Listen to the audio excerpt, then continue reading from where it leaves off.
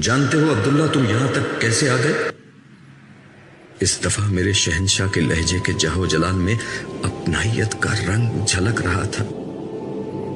اس لیے کہ تمہاری زندگی کا مقصد لوگوں کو میرے بارے میں بتانا تھا، میری ملاقات سے خبردار کرنا تھا۔ تم نے میری یاد کو، میرے کام کو اپنی زندگی بنا لیا۔ یہ اس کا بدلہ ہے۔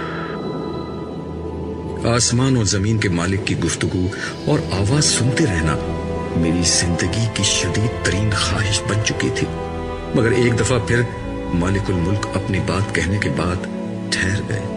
مجھے محسوس ہوا کہ میرا رب مجھے بولنے کا موقع دے رہا ہے۔ میں نے عرض کیا، کیا میں آپ کے پاس یہاں رک سکتا ہوں؟